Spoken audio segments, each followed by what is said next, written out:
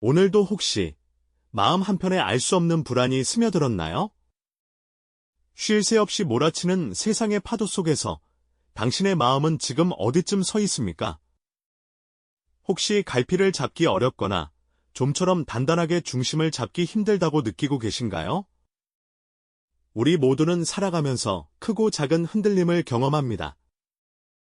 때로는 견디기 힘든 고통 앞에서, 또 때로는 막막한 미래 앞에서 깊은 불안감에 휩싸이기도 하죠. 놀랍게도 200여 년 전 조선 땅에서도 이와 똑같은 질문을 스스로에게 던지며 흔들리던 한 지식인이 있었습니다. 그리고 그는 그 질문에 대한 답을 자신만의 방식으로 찾아냈습니다. 그가 바로 위대한 사상가이자 실학자인 다산 정약용 선생입니다. 오늘 이 시간은 시대를 초월하여 우리의 마음을 어루만져줄 다산의 지혜를 찾아 떠나는 여정의 첫걸음입니다. 단순히 옛 인물의 이야기가 아닙니다. 그가 겪었던 극한의 시련 속에서도 결코 부러지지 않았던 단단한 지혜, 그 비결이 바로 지금 흔들리는 우리에게도 절실한 해답이 될 수 있기 때문이죠. 다산은 대체 어떤 고난을 겪었으며 어떻게 그 모든 역경 속에서도 흔들리지 않는 뿌리를 내릴 수 있었을까요? 그의 삶 속에 숨겨진 비밀을 함께 파헤쳐보는 시간, 기대되지 않으신가요? 오늘은 그 위대한 여정의 첫걸음, 폭풍처럼 몰아쳤던 다산 정약용 선생의 삶으로 들어가 그의 흔들리는 마음이 어떻게 시작되었는지 함께 살펴보겠습니다. 정조대왕의 갑작스러운 승하와 함께 다산의 삶은 한순간에 거대한 폭풍 속으로 내던져졌습니다. 그가 평생을 바쳐 꿈꿨던 이상은 정치적 경랑 속에서 산산조각 났고, 그는 혹독한 탄압의 희생양이 되어 차가운 유배길에 오르게 되었죠. 벼슬길은 막혔고, 그의 학문적 열정은 시대의 모순 앞에서 무력하게 좌절될 위기에 처했습니다. 사랑하는 가족과의 생리별은 그의 가슴을 찢어 놓았습니다. 빗줄기가 쉼없이 쏟아지던 어느 날, 정처 없이 길을 나서는 다산의 뒷모습은 마치 세상의 모든 짐을 짊어진 듯 고독하고 쓸쓸했을 겁니다. 멀리 한양에 남겨진 아내와 자식들을 향한 그리움은 강진의 낡은 초가집을 가득 채웠고, 가족들의 안부를 걱정하는 마음은 매일 밤 그의 잠을 설치게 만들었죠. 어린 자식들에게 학문을 가르쳐줄 수도, 병든 아내를 돌볼 수도 없는 무력감은 그의 마음을 더욱 흔들었을 겁니다. 그뿐인가요? 학문에 대한 열정은 넘쳤지만 유배지에서 그가 마주한 현실은 참담했습니다. 서책 하나 구하기조차 쉽지 않았고 마음껏 연구하고 토론할 지적 동반자도 없었으니 학자로서의 깊은 좌절감은 이루 말할 수 없었을 겁니다. 붓을 든 채 번민하는 그의 손은 아마도 수많은 생각과 고뇌로 떨리고 있었을 테죠. 과연 이 고통스러운 시간들을 어떻게 견뎌야 할까? 자신의 학문이 과연 무슨 의미가 있을까? 하는 질문들이 끊임없이 그를 괴롭혔을 겁니다.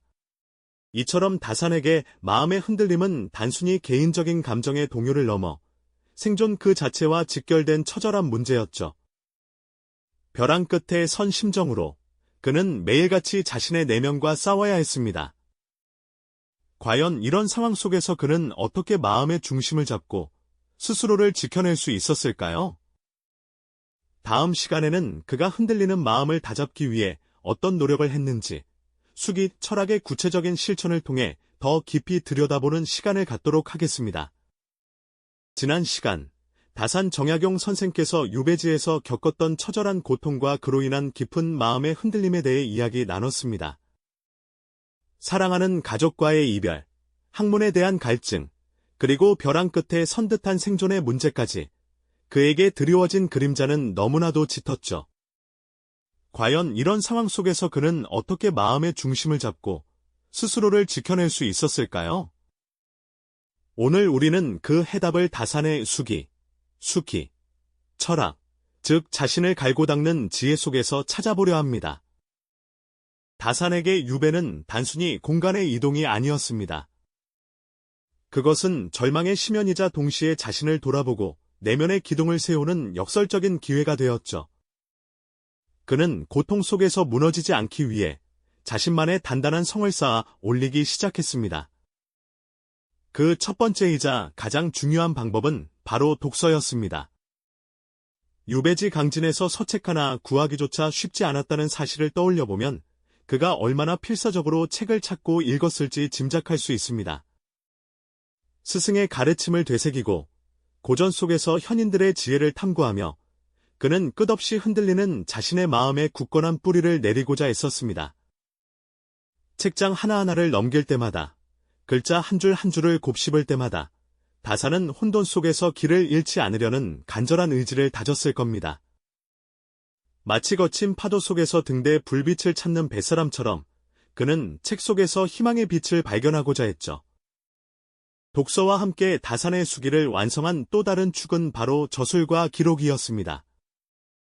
그는 단순히 읽는 것에 그치지 않고 자신의 생각을 정리하고 체계화하는 데 몰두했습니다. 칠흑 같은 어둠 속에서 등불 하나에 의지하여 밤늦도록 붓을 놓지 않았던 다산의 모습을 상상해 보십시오.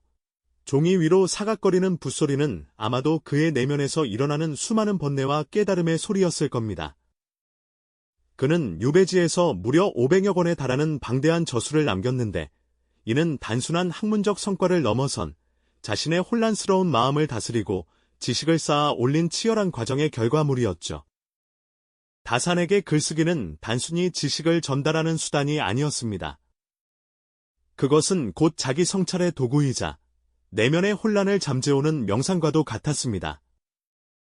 생각의 파편들을 문장으로 엮고 논리적인 구조를 세워 하나의 책으로 엮어내는 과정 속에서 그는 자신의 정신적인 경랑을 차분히 가라앉히고 마음의 중심을 잡아 나갔습니다. 일기나 편지를 통해 자신의 감정을 솔직하게 기록하고 멀리 떨어져 있는 가족이나 제자들과 끊임없이 소통하려 노력했던 것도 같은 맥락으로 볼 수 있습니다. 이러한 기록들은 그가 현실의 고통 속에서도 인간적인 끈을 놓지 않고 스스로의 존재 의미를 잃지 않도록 도와주는 소중한 버팀목이 되었을 겁니다. 이처럼 다산의 수기, 철학은 단순히 개인적인 위안을 넘어 더 큰 목표를 향한 준비 과정이었습니다. 그는 경세치용이라는 실학 사상을 통해 자신이 겪는 고통과 배우고 깨달은 지혜가 결국 백성의 삶을 이롭게 하고 세상을 바로잡는 데 쓰여야 한다고 믿었습니다. 즉, 자기 내면을 단련하는 일은 현실 문제를 극복하고 더 나은 사회를 만들려는 의지와 깊이 연결되어 있었던 것이죠. 유배지에서 수많은 저술을 통해 개혁의 구체적인 방안을 제시하고 제자들을 가르치며 미래를 준비했던 다산의 모습은 고난 속에서도 흔들리지 않는 굳건한 의지와 사명감을 보여줍니다. 그에게 학문이란 결코 탁상공론이 아니었으며 고통 속에서 피어난 지혜는 세상을 향한 뜨거운 열정으로 승화되었던 것입니다.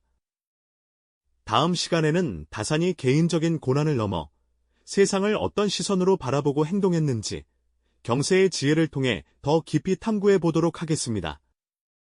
이전 시간에 다산의 수기 철학이 어떻게 내면을 다지고 정신적인 중심을 잡는 도구였는지 살펴보았죠. 이제는 그 시선을 조금 더 넓혀 다산이 개인적인 시련을 넘어 세상을 어떤 마음으로 품고 행동했는지, 즉 경세의 지혜를 통해 자신을 지켜낸 이야기를 해볼까 합니다. 다산에게 진정한 자기 수양은 결코 자기 자신만을 위한 것이 아니었습니다. 그는 자신이 겪었던 고통과 그 속에서 얻은 깨달음이 결국 이 세상과 백성들의 삶을 더 나은 방향으로 이끌어야 한다는 깊은 사명감을 가지고 있었죠. 유배지 강진에서 다산은 자신의 처지 때문에 좌절하기보다는 오히려 눈앞에 펼쳐진 백성들의 비참한 현실에 더욱 깊이 공감했습니다. 낡은 초가집에서 밤늦도록 등불을 밝히며 그는 고통받는 백성들의 이야기를 듣고 부패한 관리들의 횡포에 대한 기록들을 꼼꼼히 살폈을 겁니다.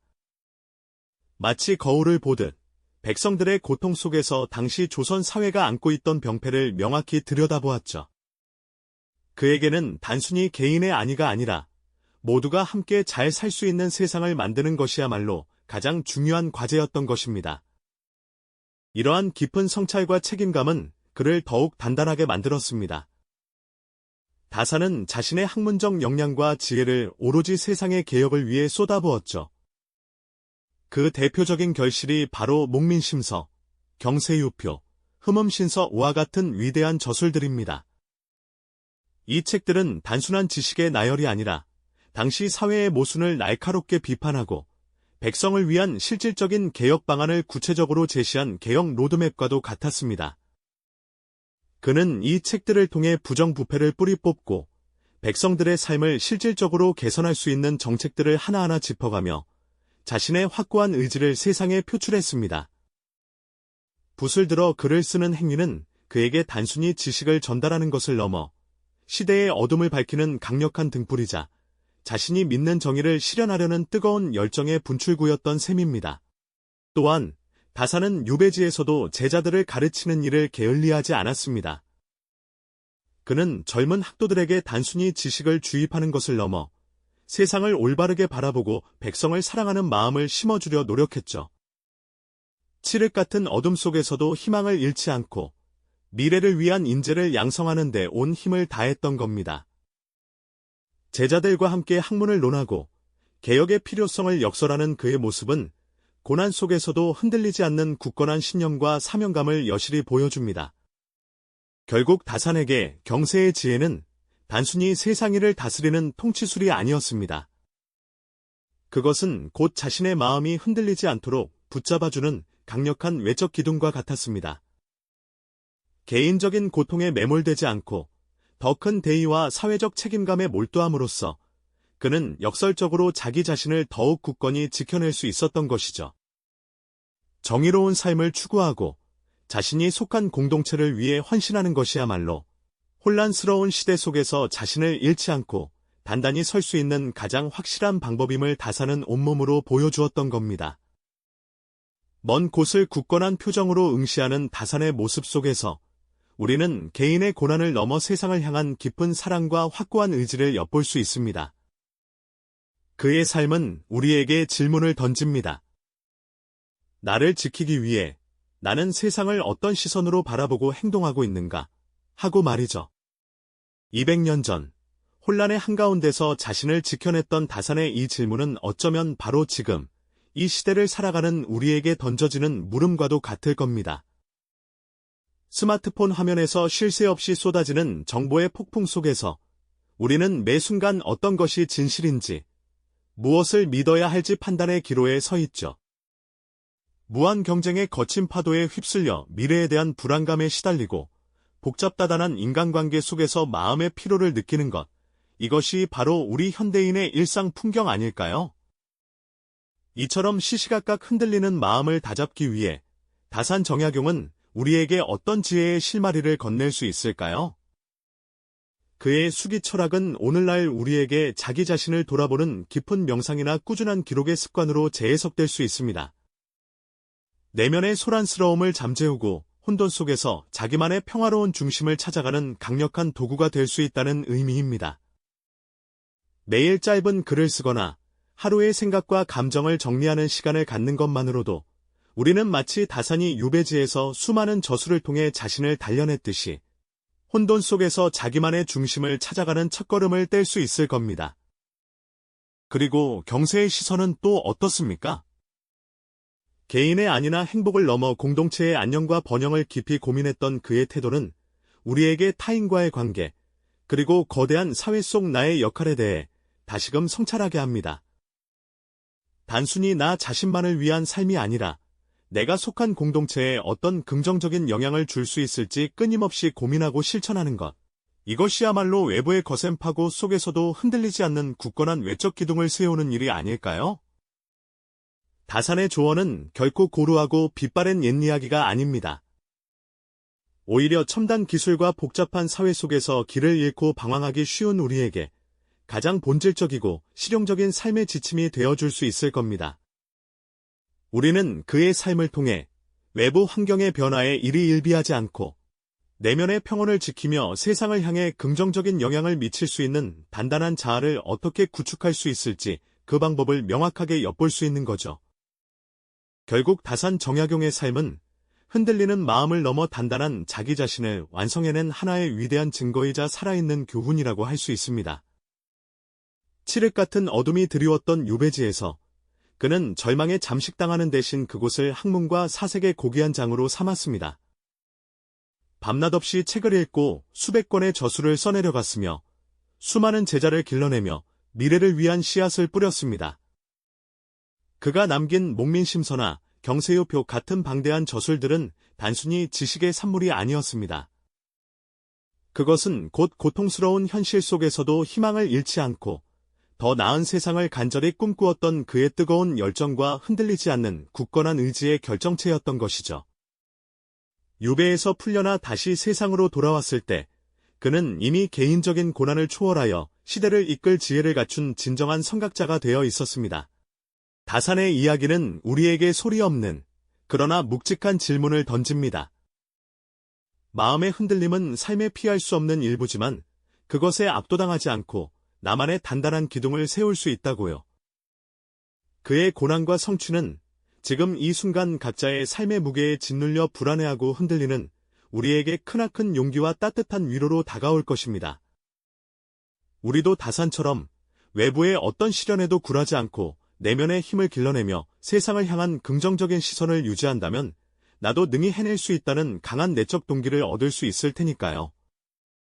삶은 예측 불가능한 파도와 같지만 우리 안에 견고한 닻을 내린다면 어떤 폭풍우 속에서도 나아가야 할 방향을 잃지 않을 수 있음을 다산은 온몸으로 보여주셨습니다. 그의 지혜는 시대를 초월하여 우리의 길을 밝혀주는 등대와도 같습니다. 다산의 시대와 지금 우리의 시대는 분명 많은 것이 다릅니다. 하지만 인간 본연의 불안감, 그리고 흔들리는 마음은 시대를 초월하여 모든 사람의 공통된 과제일 겁니다.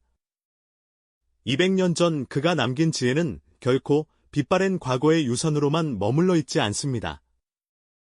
오히려 오늘날 정보의 홍수와 무한 경쟁 속에서 길을 잃고 방황하기 쉬운 우리에게 나를 지키는 힘을 길러줄 수 있는 살아있는 조언이라고 할 수 있죠. 다산은 우리에게 묵직하게 말합니다. 스스로를 깊이 수양하고 세상을 향한 깊은 사랑과 책임감을 가슴에 품을 때 비로소 당신은 어떤 상황에서도 흔들리지 않는 단단한 존재가 될 수 있을 것이라고요. 오늘 다산 정약용의 삶과 지혜를 통해 여러분의 마음속에 작은 울림이 전해졌기를 진심으로 바랍니다. 어쩌면 그 울림이 여러분 스스로 내면을 깊이 돌아보고 자신만의 마음의 기둥을 단단히 세워나가는 귀한 첫걸음이 될지도 모르겠습니다. 다산이 그러했듯이 우리 모두 각자의 삶의 터전에서 흔들리지 않는 뿌리를 내리고 굳건히 서 나갈 수 있기를 저희는 진심으로 응원합니다. 부디 이 이야기가 여러분의 마음을 단단히 붙잡아주는 작은 빛이 되었기를 바라며 저희는 다음에도 더욱 흥미롭고 유익한 이야기로 다시 찾아뵙겠습니다. 이 영상이 도움이 되셨다면 좋아요와 구독 부탁드립니다. 여러분의 응원이 제게 큰 힘이 됩니다. 다음 영상에서도 더 유용한 정보를 공유하겠습니다. 감사합니다.